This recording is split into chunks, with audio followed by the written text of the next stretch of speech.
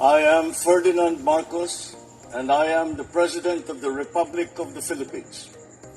I stand today on behalf of 110 million Filipinos.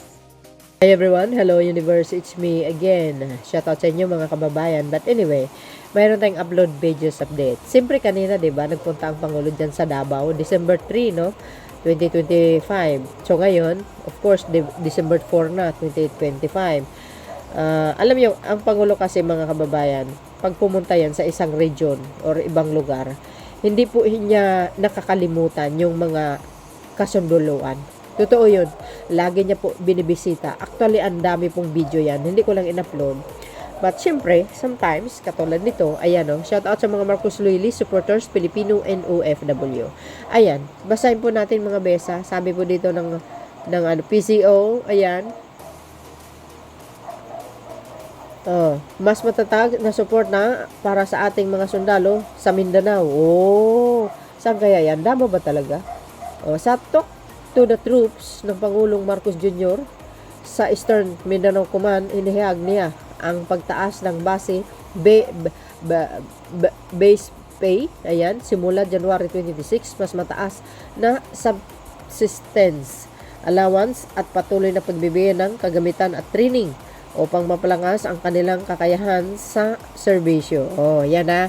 In general po yan. Sinabi ko na doon. Fireman man, or ano pa ba? Yung iba, si PNP, PDEA, si IDG, NBI, lahat sila, no? Diba? Saklaw ba yun, diba? Correct me if I'm wrong. Tinaasan ng Pangulo. Wow, social. Sana all. Diba mga bes? Pinurin rin ng Pangulo ang mga sundalo sa pagpapananatili ng kapayapaan at seguridad sa rehiyon, lalo na sa mga lugar na may natitirang banta. Natural mga bes, siyempre yung Commander-in-Chief mabait, organized, klase ang pamumuno. Kaya lang pinipilit na siniraan ng mga DDS at saka yung magkapatid na Duterte. Di ba? Talaga. Pag magaling ang pinuno, ang Commander-in-Chief, natural magtino ang mga yung mga tao, yung mga sundalo niya. Pero pag ang Commander-in-Chief magnanakaw, at tulad ni Digong nakulong at saka mamatay tao, ayun ang resulta. Di ba? Nakulong. At yan din ang isa sa mga ginagawa ng mga ibang kapulisan nung panahon na yun. Di ba? Dahil sa reward system, si Major Espinedo ang tawag dito, nagbunyag, at saka si mga kaalyado ni si Lagarma, ayan. Grabe, antindi mga bes. Ayan galing. Ito yung mga highlights, guys. Ayan ay, parang budol pat. Ano yun? Budol fight ba yan? I think hindi. So, ayan, nakikain din ang Pangulo. Gutom na gutom. Galing sa, yun. Ewan ko ba dito sa Pangulo nito, walang kapaguran. Diba, guys? At least nakikita natin ang Pangulo nagtatrabaho. Ayan pa yung mga highlights, lahat sila kakain. Diba? Ay, wow, social. May sardinas pa talaga. Wow. Maganda yan. Nakabalot sa dahon yung kanin. Tapos yung mga ulam mo, social. Saan kayo? Kumakain sa dahon sa Pangulong Marcos Jr. Tsaka sa, paper plate with, with banana leaves.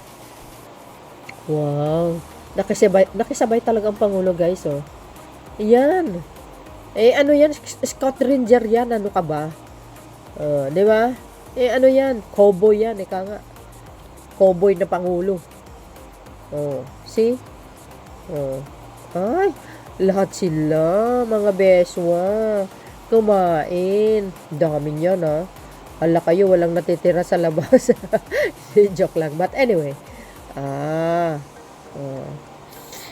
Hindi, alam niyo mga bes, pag pumupunta talaga ang Pangulo sa mga lugar, magbibisita siya sa mga inaugurasyon ng mga projects, hindi niya po nakakalimutan yung mga troops. Pinupuntahan niya talaga. Kumbaga, kinukumusta niya. Totoo yun, mga bes. Marami pong video yan. Ang Pangulo, kinukumusta niya sila. O, diba? Uy, alam nyo, mga kababayan, dream ko talaga magiging sundalo. Yeah. Totoo po yan. Dream ko lang talaga. Sabi ko nga, kung makakuha lang ako ng 72 unit noon, apply ako talaga sa pagiging, Philippine Air Force. Oh, di ba?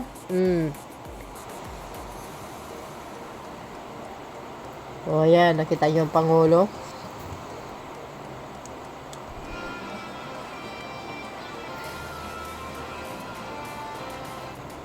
Oh, yan, mga best. Sa ano pala siya, no? Sa Eastern Mindanao pala yan. Oo, sa Eastern, nakala ko Davao. Oh, yan. Nakita nyo naman. Oh, baka hindi alam ng iba, ang Pangulo, Scout Ranger. Yan, mga katrupa niya yan. Oh, pero siyempre, panahon pa niya, hindi ko alam kung anong taon yun. Oo, grabe ang training na dinanas niyan, mga kababayan. Kaya yung pag-uugali niya, tahimik lang, pero mapanganib ang galaw. Sundalo nga eh. Oh, yan, mga katropa, mga kabaro. See? Oh. Biro nyo yun? Hindi siya talaga nakakalimot, guys. Sa totoo lang. Talagang binibisita niya sila lahat. Walang ano yan walang voice, puro music. Yan, shout out sa kanilang lahat. Ayan. Wow, ang ganda naman ng regalo niya. Sasabihin na naman,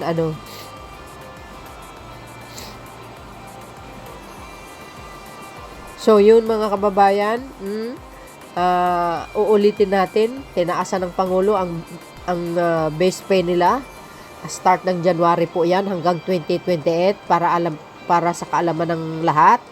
Lahat yan po, in general, ma-policeman, ma-fireman, ano pa man yan, o NBI, lahat sila. Lahat ng men in uniform, PCG, Philippine Marines, lahat, overall.